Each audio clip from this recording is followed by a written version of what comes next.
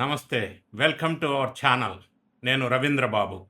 Kadambari Jethwani versus IPS అధికారుల కేసులో ఎవ్వరూ ఊహించని ఒక కొత్త ట్విస్ట్ ఇప్పుడు వచ్చింది బయటికి వెలుగులోకి. నిన్నటి దాకా బాధితురాలిని అనుకున్న నటిపైన ఇప్పుడు సిఐడి వాళ్ళు ఛార్జ్షీట్ ఫైల్ చేశారు. 1.32 crores బ్లాక్మెయిల్ చేసి వసూలు చేసిందని ఆధారాలతో సహా సిఐడి వాళ్ళు ఈ కాదంబరి జత్వాని మీద కేసు నమోదు చేశారు. మరి సీనియర్ ఐపీఎస్ అధికారులను సస్పెండ్ చేయడం తప్పుగా మారిందా? మరి ఇప్పుడు కేసు ఇట్లా వీళ్ళు పెట్టారంటే అసలు ఏది నిజం, ఏది రాజకీయ కుట్ర? సజ్జన్ జిందాల్ పేరు ఎందుకు వచ్చింది? చట్టపరంగా, సాంకేతికంగా, లీగల్గా, లాజికల్గా, టెక్నికల్గా, పొలిటికల్గా ఈ కేసు ఎటు మలుపు తిరుగుతుంది? పక్కా proofs, point by point, subject oriented విశ్లేషణ చేద్దాం ఈ వీడియోలో. వీడియో చివరి వరకు చూడండి. ఇందులో మొత్తం డీటెయిల్డ్ ఎక్స్ప్లెయిన్ చేసే ప్రయత్నం చేస్తా ఒక ప్రొఫెషనల్గా. ఫస్ట్ లీగల్గా ఆలోచించినట్టయితే ఈ రెండు వేర్వేరు కేసులు. కాదంబరి జత్వాని వ్యవహారంలో ఉన్నవి రెండు డిఫరెంట్ కేసెస్.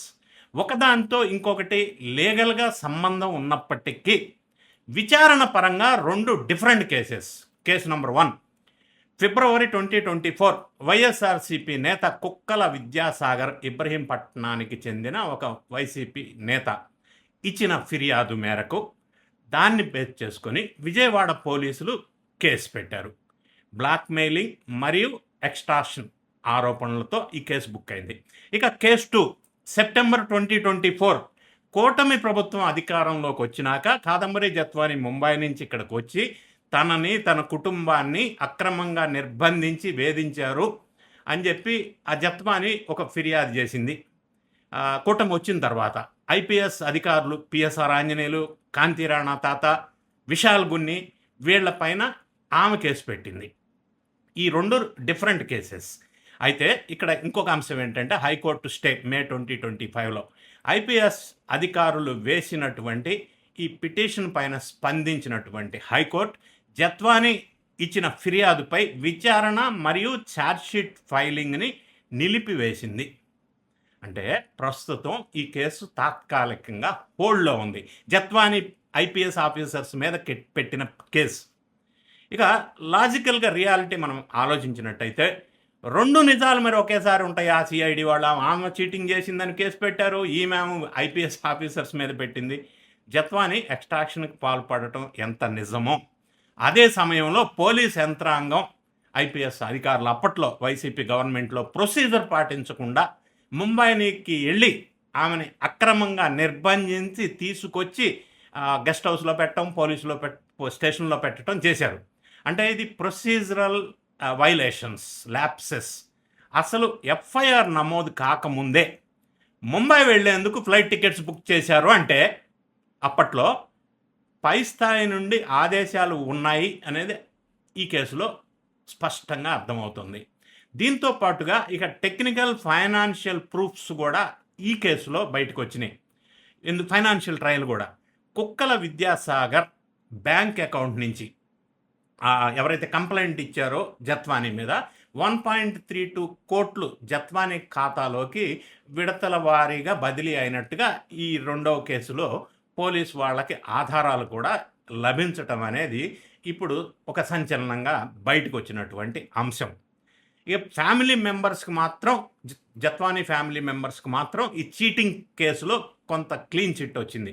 జత్వాని తల్లిదండ్రులు కావచ్చు, సోదరుడి పైన పెట్టినటువంటి కేసులు ఈ చీటింగ్ విషయంలో వారి పాత్ర ఉన్నట్టుగా ఎలాంటి ఆధారాలు లేకపోవటంతో సిఐడి అధికారులు ఆ పేరుని తొలగించే విధంగా ఇప్పుడు పిటిషన్ వేశారు. ఇక పొలిటికల్ అండ్ సోషల్ యాంగిల్లో ఇంపాక్ట్ అసలు ఏం చర్చ జరుగుతుంది అని అంటే, కూటమి ప్రభుత్వం నిష్పక్షపాత అనిగా వ్యవహరించింది అని చెప్పడానికి ఇది ఒక ఎగ్జాంపుల్ మనం చూడొచ్చు. రాజకీయ కక్ష సాధింపు కోసమే కేసుల్ని వాడుకోవాలి అని అనుకుంటే కూటమి ప్రభుత్వం జత్వాని పైన అప్పట్లో వైఎస్ఆర్సీపీ అధికారంలో ఉన్నప్పుడు నమోదైన కుక్కల విద్యాసాగర్ పెట్టిన ఆ కేసుని ఇప్పుడు సిఐడి ఎందుకు మళ్ళీ ముందుకు తీసుకెళ్తుంది అంటే, ఎలాంటి పక్షపాతం లేకుండా వాస్తవాలను బేస్ చేసుకొని, ఆధారం చేసుకొని ఛార్జ్షీట్ వేసిందని మనకు స్పష్టంగా అర్థమవుతుంది.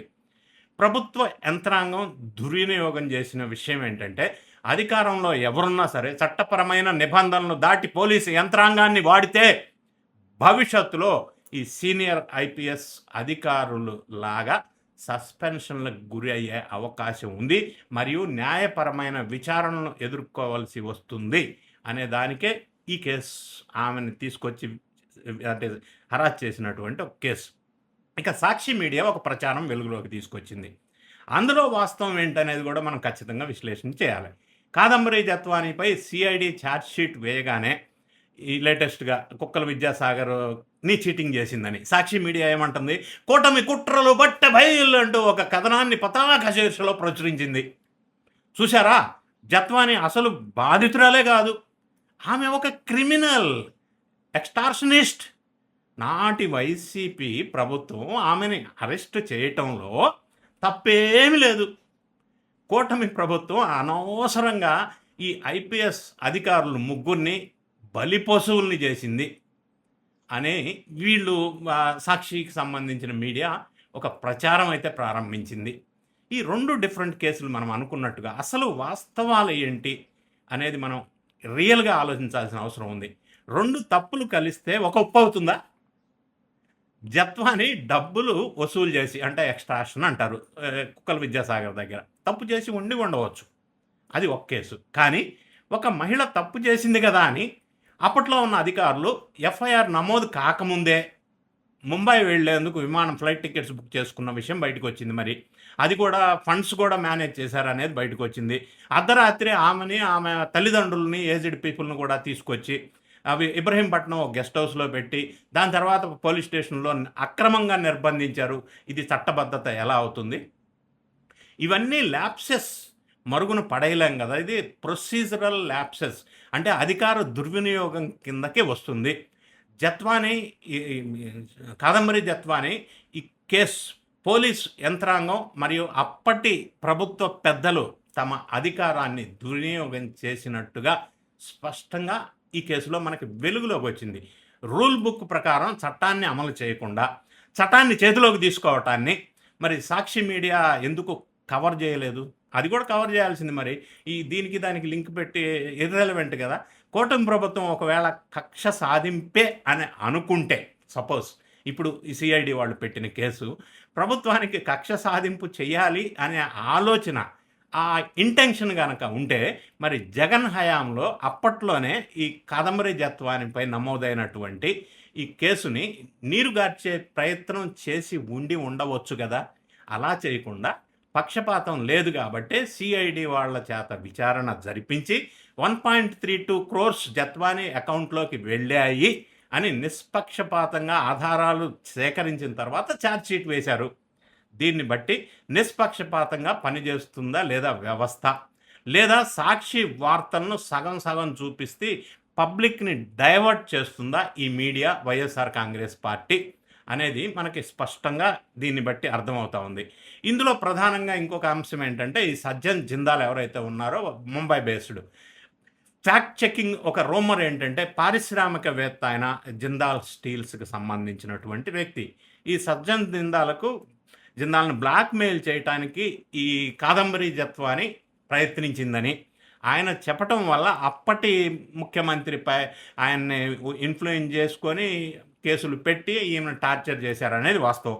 కానీ ఇప్పటి వరకు నమోదైన ఎలాంటి ఛార్జ్షీట్లో కానీ, విచారణలో కానీ, రికార్డ్స్లో కానీ ఈ సజ్జన్ జిందాల్ పేరు మాత్రం అధికారికంగా ఎక్కడ ప్రస్తావనకి రాలే. ఆ పేరు ఒక్కటే హైడ్ చేశారు, మిగతా అంతా ప్రాసెస్ నడిపించారు అధికార దుర్వినియోగం చేసి కాదంబరి జత్వానీ విషయంలో. సో చట్టం దృష్టిలో ఎవ్వరు తప్పు చేసినా కొంత లేట్ అవ్వచ్చు, కానీ ఎప్పటికైనా కూడా ఈ దర్యాప్తు సంస్థలు వదిలిపెట్టవు. ఇప్పుడు జత్వానీ మీద ఈ చీటింగ్ లేదా ఎక్స్ట్రాక్షన్ కేసు 1.32 crores నిరూపించడానికి సాక్ష్యాధారాలు ఉన్నాయి ఒకటి. ఇంకోవైపు ఐపీఎస్ అధికారుల కేసు హైకోర్టులో కొనసాగుతుంది, ప్రస్తుతానికి హోల్డ్లో ఉంది.